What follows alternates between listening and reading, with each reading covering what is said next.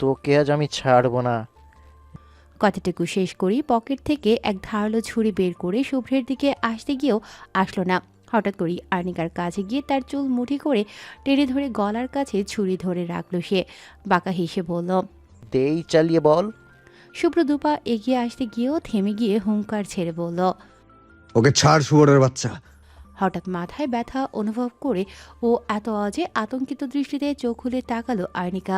প্রথম কিছু মুহূর্ত কিছুই বুঝল না সে, তবে সামনে এলোমেলো অবস্থায় শুভ্রকে দেখে অবচেতন মনে ভয় হলো তার। ছুটে যেতে চাইলো তার প্রণয় পুরুষের কাছে। বসা থেকে উঠতে নিলেই শরীরে বাধা পেল, সেই সাথে মাথায় ব্যথা অনুভব করলো মেয়েটি। মুখ দিয়ে ব্যথার শব্দ বের হতেই শুনতে পেল শুভ্রের রাগান্বিত কণ্ঠ। ব্যথা পাচ্ছে ও, ছাড় ওকে। জাহিন আনন্দিত হলো, উচ্চস্বরে হাসতে থাকলো। আনিকা বুঝতে পারলো কেউ তার চুল শক্ত করে ধরে আছে। আর কিছুই বুঝলো না মেয়েটা, তবে এতটুকু বুঝলো তারা কোনো বিপদে পড়েছে। অসহায় ভীত নয়নে সে তাকালো শুভ্রের পানে। তার মনে পড়ল তখন রাস্তায় তার সামনে হঠাৎ একটি গাড়ি থেমে সেখান থেকে 2-3 জন নেমে এসে তার মুখে রুমাল চেপে ধরেছিল। তাদের থেকে ছাড়া পাওয়ার চেষ্টা করলেও সেকেন্ডের মাঝেই জ্ঞান হারিয়েছিল সে। তারপর থেকেই আর কিছুই মনে নেই তার। তবে এতটুকু বুঝতে অসুবিধে হলো না যে তাকে কিডন্যাপ করা হয়েছে। মনে ভয় হলেও শুভ্রকে দেখে আশ্বস্ত হলো মেয়েটা। অবচেতন মন বলল শুভ্র তার সাথে থাকলে তার কিছুই হবে না। তাই তো সে শুভ্রের দিকে অশ্রুসিক্ত নয়নে তাকিয়ে বলল। আমাকে নিয়ে যান এখান থেকে, মাথায় ব্যথা পাচ্ছি তো। মোচড়াতে বলুন না আমাকে। মেয়েটার কথায় তার দিকে তাকালো শুভ্র। আখিজোড়া নরম হলো তার। তা দেখে সাহিল আবারও বাঁকা হেসে হাতের মুঠি শক্ত করে ধরল। তারপর বাঁ হাতে ধরা ছুরিটাই চাপ দিতেই কিছুটা তরল পদার্থ গলে গেল সেথায়। জাহিন হাসতে হাসতেই বলল। এবার ব্যথা কমেছে সুন্দরী? মেয়েটা ব্যথায় কুকিয়ে উঠল। শুভ্র এবার দিক বেদিক ভুলে বসল। রাগে তার কোমরের কাছে রাখা রিভলভারটি বের করে হঠাৎ গুলি চালালো সামনের দিকে। মুহূর্তেই জাহিনের এক গগন বিদারী চিৎকার শোনা গেল। আনিকা ভয়ে আকিজোড়া কি যে বন্ধ করে আছে। বড় বড় শ্বাস নিয়ে নিজেকে ধাতস্থ করার চেষ্টায় আছে মেয়েটি। গলার চিনচিন ব্যথা অনুভব করছে মেয়েটা। এক কোণায় লুকিয়ে থাকা মাহবুদ স্যারের এই অবস্থা দেখে আতঙ্কিত হয়ে বেরিয়ে আসলো সেখান থেকে। আখিজোড়ায় তার বিস্ময় ও ভয় স্পষ্ট। জাহিন ডান হাতের সাহায্যে তার বাঁ হাত চেপে ধরে ব্যথায় কাতরাচ্ছে। হাতের ছুরি ছিটকে পড়েছে কিছুটা দূরে। নিজেকে সামলানোর সময়টুকু পেল না সে। তার আগেই আরেক দফা আক্রমণের শিকার হলো পুরুষটি। শুভ্র তার দিকে তেড়ে এসে পাগলের ন্যায় এলোপাথারি মারতে থাকলো তাকে। নাক মুখ ফেরিয়ে চুয়ে চুয়ে রক্ত ঝরছে তার। শুভ্র জাহিনকে মাটিতে ফেলে শরীরের সর্বশক্তি দিয়ে লাথি মারছে তাকে। জাহিনের অবস্থা বেগতিক। নিঃশ্বাস নেওয়া যেন দুর্বিষহ কাজ হয়ে উঠেছে তার কাছে। মাহবুদ এবার আর নিজেকে আটকাতে পারল না।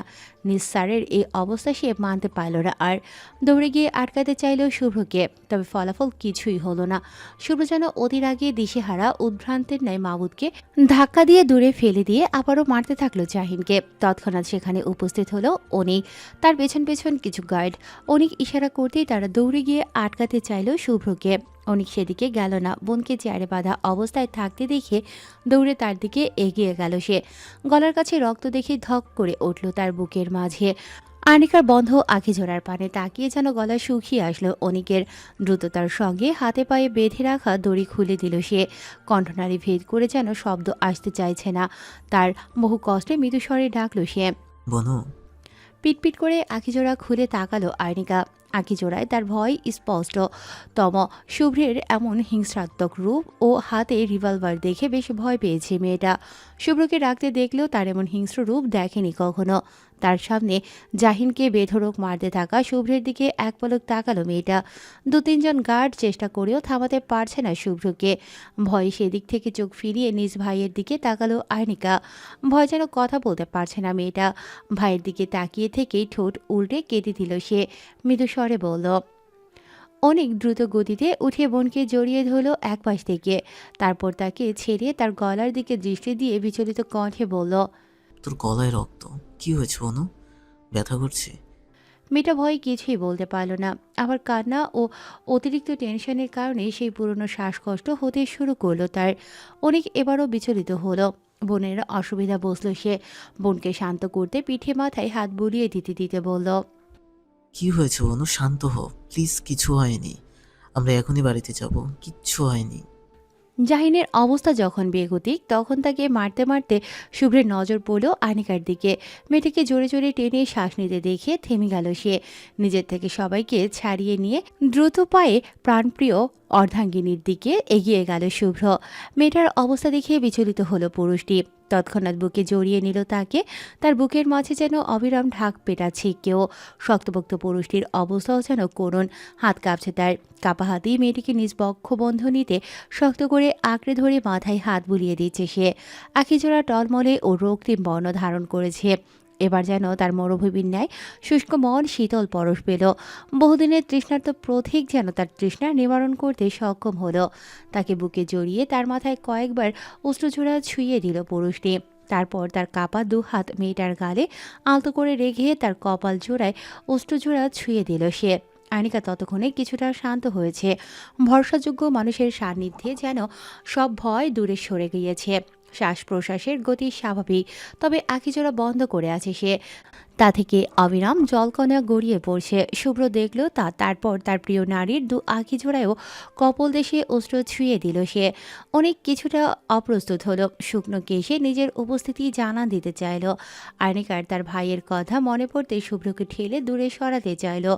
শুভ্র বিরক্ত হয়ে তাকালো অনিকের দিকে, বিরক্ত কণ্ঠে বলল। চোখ কিভাবে বন্ধ করতে হয় জানো না? অনিক এবারও বিব্রত হলো। স্যারের থেকে এমন কথা কাম্য হলো না তার। তবুও নিজেকে সামলে নিয়ে বলল। জি স্যার, জানি। তো এখন চোখ বন্ধ করে থাকলে রাত যাবে তোমার? অনেক বেশ অবাক হয়ে তাকালো শুভ্রের দিকে। শুভ্রের থেকে এমন কথা আশা করেনি সে। শুভ্র বিরক্ত ভাব বাড়ল, বিড়বিড় করে বলল। ইডিয়েট বোনের ইডিয়েট ভাই। তারপর হুট করেই আনিকাকে কোলে তুলে নিল সে। মেয়েটা ভয় পেল, পড়ে যাওয়ার ভয়ে দুহাতে শুভ্রের গলা জড়িয়ে রাখল সে। বিস্ময়ে বিমূঢ় হলো আখিজোড়া। তবুও নিজেকে সামলে ক্লান্ত দেহের ভর ছেড়ে দিল আপন পুরুষটির উপর।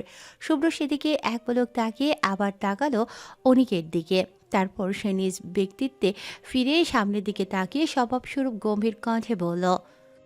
এই জানোয়ারগুলোকে সামলে নিও। আর এক মুহূর্ত সেখানে থাকলো না শুভ্র। গটগট পায়ে সেখান থেকে চলে আসলো সে।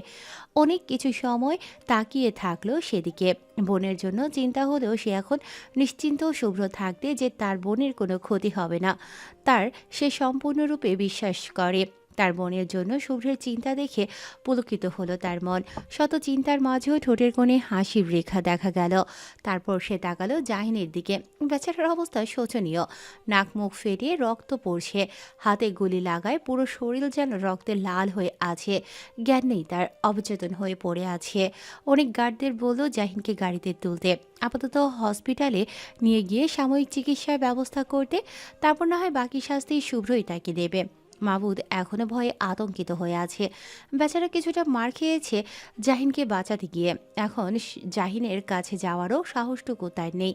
চুপচাপ কোনায় দাঁড়িয়ে সব দেখে যাচ্ছে সে। গার্ডরা জাহিনকে নিয়ে গেলে সেও তাদের পিছু পিছু চলল। শুভ্র আনিকাকে নিয়ে গিয়ে বসলো গাড়ির ফ্রন্ট সিটে।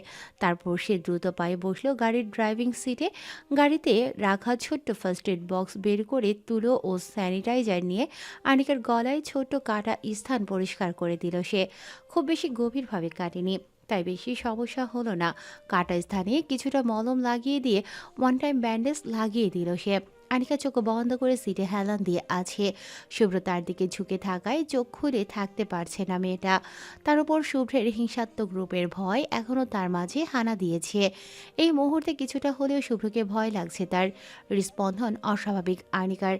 কি করবে কি বলবে বুঝতে পারছে না সে। আবার ভয় হচ্ছে শুভ্রকে না বলে আজ বাড়ি থেকে বের হয়েছিল। নিশ্চিত লোকটা তার উপরে রেগে আছে। আবার এই সব ঘটনা রাগের মাথায় তাকে না আবার থাপ্পড় দিয়ে বসে। থাপ্পড়ে থাপ্পড়ে তাকে মেরে দিলেও খুব একটা অবাক হবে না আনিকা। এই লোকটার যা রাগ তা করতেও কোনো দ্বিধা নেই তার। তবে তাকে অবাক করে দিয়ে শুভ্র কোনো আগাম বার্তা ছাড়াই হুট করে আনিকাকে টেনে নিয়ে নিজের কোলের উপর বসিয়ে নিল তাকে। বেশ শক্ত করে জড়িয়ে ধরে বুকের মাঝে আটকে নিল, যেন একটু আলগা হলেই আনিকা হারিয়ে যাবে অনেক দূরে। নিবিড়ভাবে জড়িয়ে ধরে তার ঘাড়ে মুখ গুজল পুরুষটি। কেঁপে উঠল আনিকা। ভয় অস্থিরতায় নাজেহাল অবস্থা তার।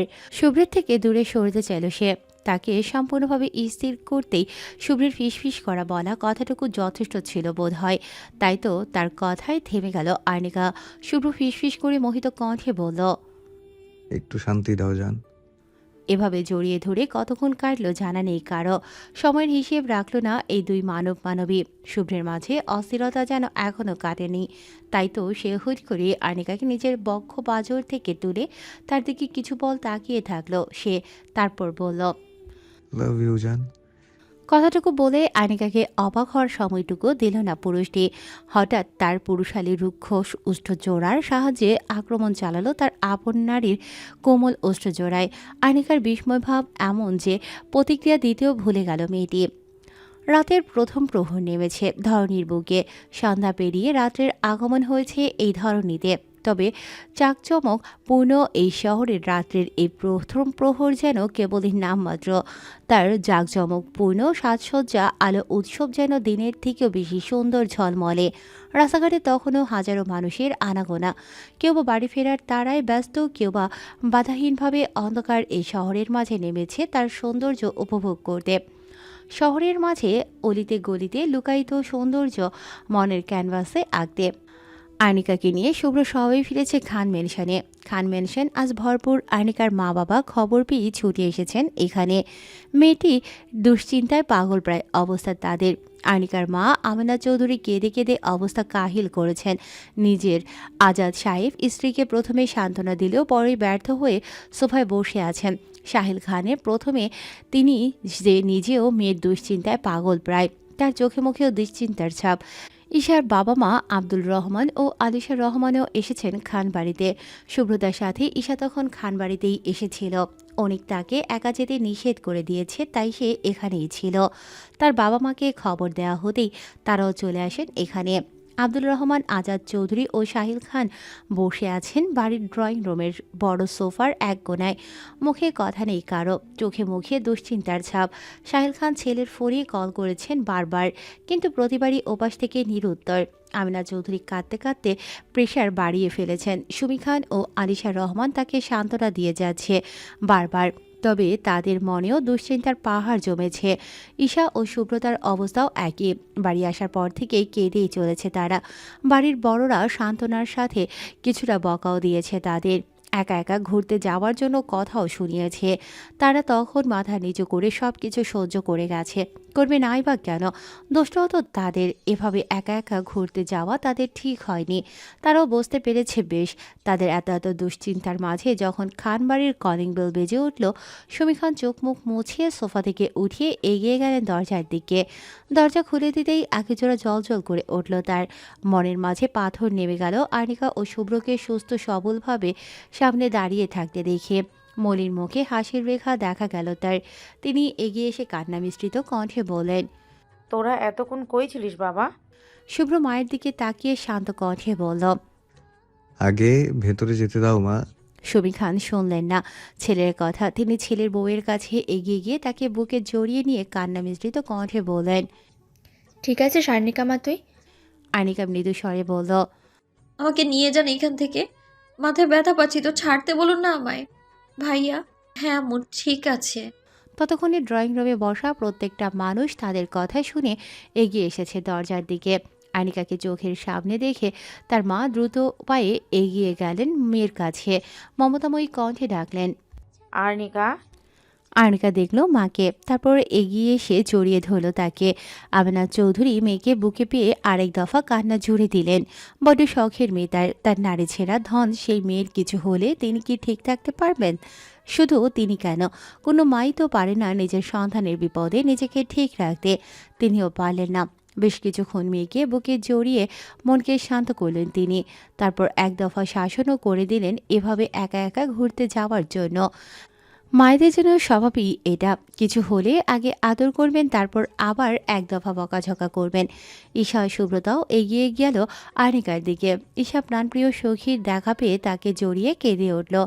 আর্নিকার চোখেও জল। এই মানুষগুলো তাকে কত ভালোবাসে। আজ তার কিছু হয়ে গেলে কি হতো? সব শেষ হয়ে যেত। এই মানুষগুলোর আর দেখা পেত না সে।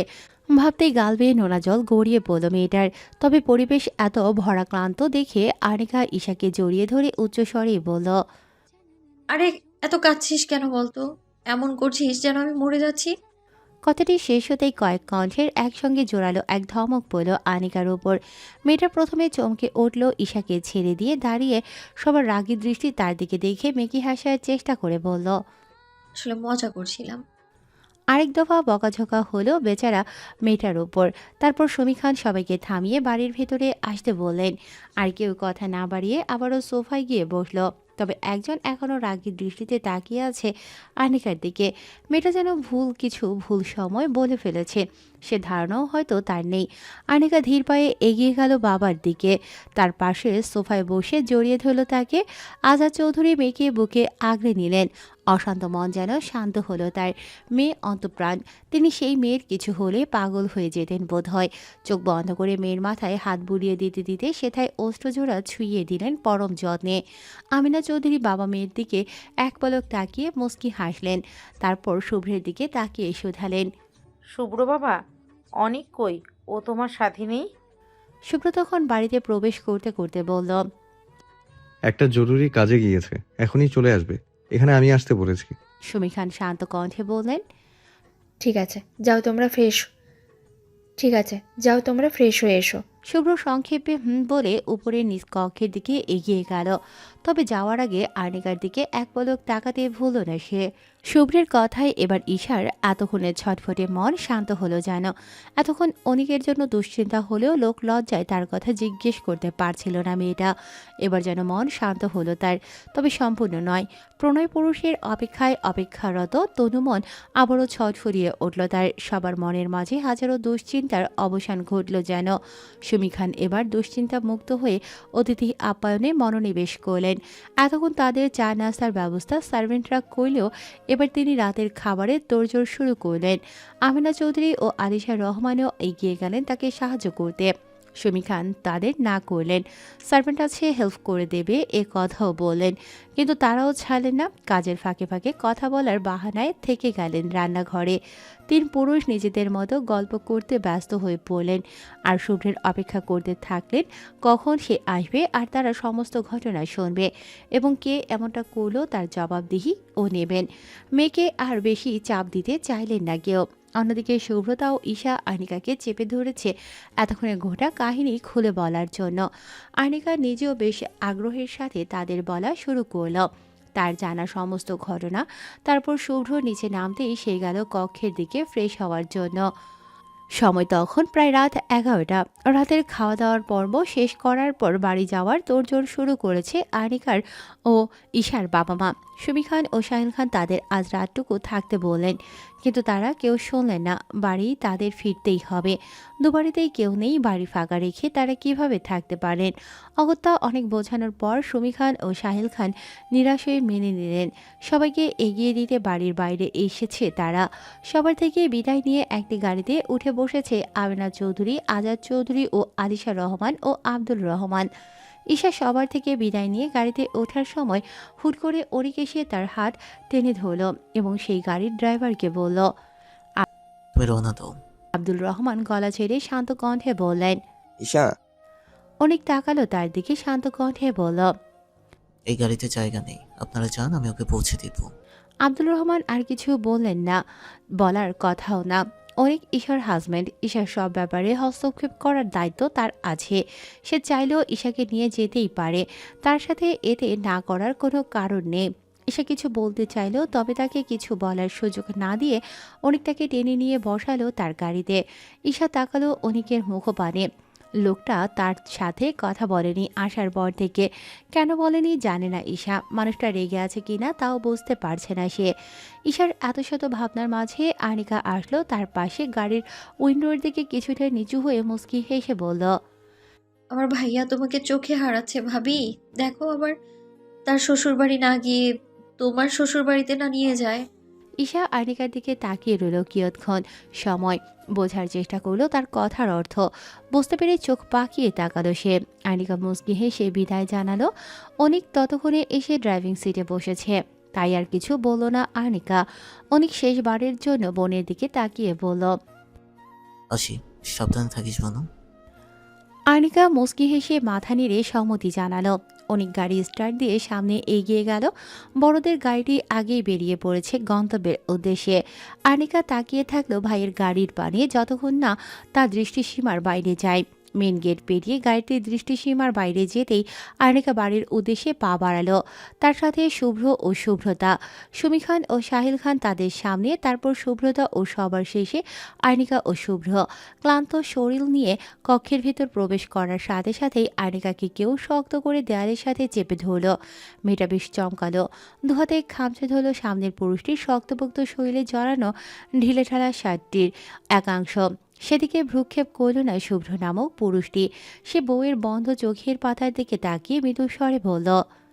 তখন কি বলেছিলেন মিসেস শুভ্র? আনিকা তাকালেও তার দিকে, কিছুটা বিস্ময় নিয়ে বলল। কি? কখন? শুভ্র হঠাৎ রেগে গিয়ে দাঁতের দাঁত চেপে বলল।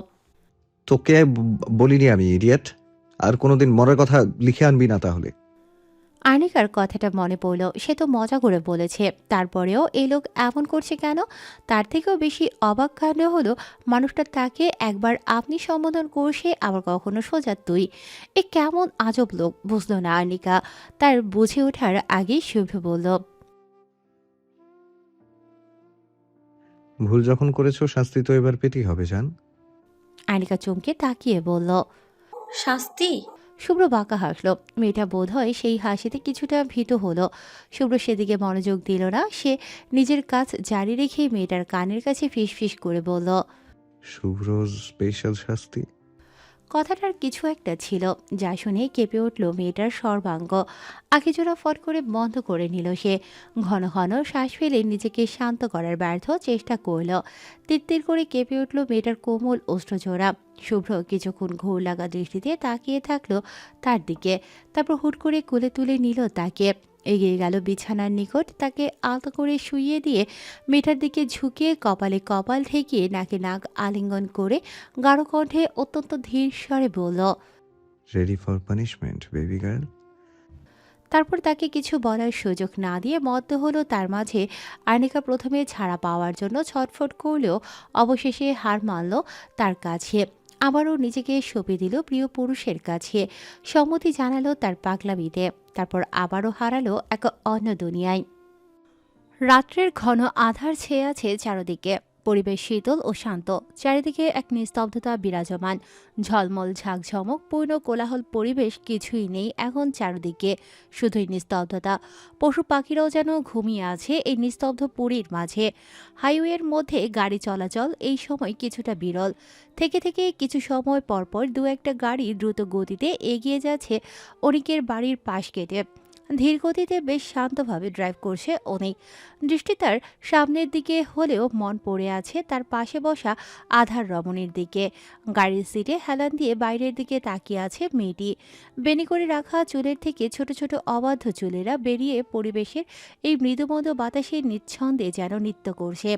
কপালদয়ের সামনে ছোট ছোট বেবি হেয়ারগুলো তার চোখে মুখে এসে পড়লেই মেয়েটা কিছুটা বিরক্ত হয়ে হাত দিয়ে তাদের সরিয়ে দিচ্ছে।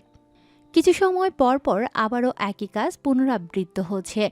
অনেক যেন সেখানেই আটকাচ্ছে বারংবার মেয়েটার নিষ্পলক চোখের চাহনি। বিরক্তিতে কপালে ভাঁজ পড়া, নাকের ডগা সংকুচিত করে চুলগুলোকে নিজ স্থানে ফিরিয়ে দেওয়ার চেষ্টা। তারপর আবারও শান্ত চোখে বাইরের দিকে তাকানো। সবকিছুই আর চোখে নিখুঁত নজরে দেখছে অনেক নামক প্রেমিক পুরুষটি। ঈশা বুঝতে পারছে তার উপরে সূক্ষ্ম দৃষ্টিতে তাকিয়ে থাকা পুরুষটির দৃষ্টি। খানবাড়ি থেকে বেরিয়ে গাড়িতে ওঠার পর প্রায় আধা ঘন্টা পেরিয়েছে। এই সময়ে দুজনেই নিশ্চুপ নীরবতা পালন করছে। অনেক কথা বলেনি। এবার ঈশাও আগ বাড়িয়ে কথা বলেনি। মনের মাঝে অভিমান জমেছে তার। সে তো বাড়িতে অনেকবার তার সাথে কথা বলতে গিয়েছিল, তখন তো কথা বলেনি, তাহলে সেও আর বলবে না। তবে এই নীরবতা মনে হয় সহ্য হলো না পুরুষটির, তাই তো সে গলা ঝেড়ে বলল। সরি। ঈশা অভিমান ভুলে অবাক হলো আর ঘুরে তাকালো পুরুষটির পানে। অবাকরত কণ্ঠে বলল। কিসের জন্য? অনেক এই প্রশ্নের জবাব দিল না, বরং আগের নে ধীর শীতল কণ্ঠে বলল। সরি। ঈশার অবাক রেশ বাড়ল, বলল। কি বললেন? অনেক বেশ শান্ত ভঙ্গিতে বলল। সরি বললাম। বাংলা ভাষায় যাকে বলে ক্ষমা চাইলাম। ঈশা যেন এবার অবাকের চরম পর্যায়ে কথা বলার ভাষা হারিয়ে ফেলেছে সে। আখিজোড়া গোল গোল করে তাকিয়ে আছে স্বামী নামক প্রণয় পুরুষটির দিকে। অনেক দেখলেও সেই দৃষ্টিখানিক হাসল বোধ হয়। তার রেখা স্পষ্ট ফুটে উঠল তার ঠোঁটের কোণে। তারপর বলল, প্রথম সরিটি দুপুরে তোমার সাথে খারাপ ব্যবহার করার জন্য। ঈশা এবার অবাকের রেশ কাটিয়ে মৃদু কণ্ঠে বলল। আর দ্বিতীয়টি? অনেক ঘাড় ঘুরিয়ে পূর্ণ দৃষ্টিতে তাকালো তার পানে। চোখে চোখ রেখে বলল। তোমাকে ইচ্ছাকৃত ইগনোর করার জন্য। ঈশা আবারও অবাক হলো, তার মানে মানুষটা ইচ্ছে করে তাকে এড়িয়ে চলেছে। সে এবার কাটকাট স্বরে বলল। কেন করেছেন? অনেক দৃষ্টি ঘুরিয়ে সামনের দিকে তাকিয়ে মুচকি হেসে বলল। দেখলাম বউ আমার রাগ ভাঙানোর জন্য কি কি করে, কিন্তু এখন দেখি বউ আমার নিজেই রাগ করে বসে আছে। ঈশার এবার রাগ হলো খুব। এটা কোনো কথা হলো? সে যে এদিকে চিন্তায় চিন্তায় পাগল হয়ে যাচ্ছে তার বেলা। এই মানুষটা একটু অপেক্ষা করলে যে তার সহ্য হয় না, আর সেখানে এই পুরুষ তার সাথে মজা করছে, আবার দাঁত কেলিয়ে বলছে সে শুধু দেখছিল কিভাবে রাগ ভাঙবে। কথাটি ভাবতেই ঈশার রাগ চড়ল মাথায়। দাঁতে দাঁত চেপে বলল। হয়েছে দেখা, এবার চুপ করে থাকেন। কথাটি বলেই রাগিয়ে ফুঁসতে ফুঁসতে আবারও বাইরের দিকে তাকালো মেয়েটি। অনেক চাপা হাসলো। শব্দ করে হেসে উঠলে যে রাগী রমণী অগ্নিকন্যা হয়ে উঠবে। অনেক এবার কিছুটা রসিকতার স্বরে বলল। তোমাকে দেখার যে অন্ত নেই রমণী। ঈশা চোখ পাকিয়ে তাকালো, ভীষণ রাগ হচ্ছে তার। কত বড় বজ্জাত মানুষ হলে তার দুর্বল জায়গা নিয়ে মজা করে। সে কি বোঝে না তার উপেক্ষায় ঠিক কতটা কষ্ট পায় মেয়েটা? স্বামী সোহাগী মেয়েটার আকিজোড়া মুহূর্তেই টলমল করে উঠল। তা দেখাতে চাইল না পুরুষটিকে, তাই তৎক্ষণাৎ তার থেকে মুখ ফিরিয়ে আবারও বাইরের দিকে দৃষ্টি দিল সে। ঈশার জবাব না পেয়ে অনেক আবারও রসিকতার স্বরে বলল। বউকে আমার রাগ করেছে। এবারেও মেয়েটার নিরুত্তর। অনেক সামনের দিকে তাকিয়ে আবারও তাকালো মেয়েটার দিকে, শান্ত কণ্ঠে বলল। বউ রাগ ভাঙাতে না পারলেও আমি কিন্তু খুব পারি। ঈশা এবারেও নিরুত্তর, কিছুই বলল না সে। তখনই হুট করেই তার দিকে ঝুঁকিয়ে মেয়েটার গালে আলতো করে অস্ত্রজোড়া ছুঁয়ে দিল পুরুষটি। তৎক্ষণাৎ আবারও ড্রাইভিংয়ে মনোযোগ দিয়েছে সে। ভাবখানা এমন যেন কিছুই করেনি বা হয়নি। ঈশা হতবাক হতবম্ব। হুট করে এমন কিছু হবে মেয়েটা তা বুঝতেই পারেনি। তা তার অভিমুখে স্পষ্ট ফুটে উঠেছে। কিছু বলার ভাষা হারিয়ে ফেলেছে সে। অনেক সামনের দিকে তাকিয়ে থেকেই বেশ শান্ত স্বরে আবারও বলল। এখনো রাগ করে আছো বউ? ঈশা এবার লজ্জাটুকু গিলে বাইরের দিকে তাকিয়ে কাট কাট স্বরে সংক্ষেপে বলল। না। অনেক তার দিকে এক পলক তাকিয়ে মৃদু কণ্ঠে বলল। হ্যাঁ। সত্যি? তাহলে কি অভিমান বউ? ঈশা আগের ন্যায় উত্তর দিল। কিছু সময় নিশ্চুপ থাকলো, এবার বাইরের দিকে তাকিয়ে রাগ মিশ্রিত কণ্ঠে বলল। না। অনেক এবার ঈশার দিকে কিছু সময় নিশ্চুপভাবে তাকিয়ে থেকে বিড়বিড় করে বলল। আমার ভোলা ভালা বউ এত খারতেরা হলো কবে? ঈশার থেকে আর কোনো কথা শোনা গেল না। অনিকও আর কোনো কথা না বলে ড্রাইভিংয়ে মনোযোগ দিল। বেশ কিছু সময় নীরবতায় কাটল তাদের মাঝে। হঠাৎ করে নীরবতা ভাঙল ঈশার উদ্বিগ্ন স্বরে বলা কথায়। আরে আপনি এদিকে কই যাচ্ছেন? আমার বাড়ির রাস্তা অন্যদিকে, ভুলে গেছেন? অনেক হঠাৎ কথায় চমকালো না। হয়তো প্রস্তুতি নিয়েই ছিল যে এমন কিছু হবে।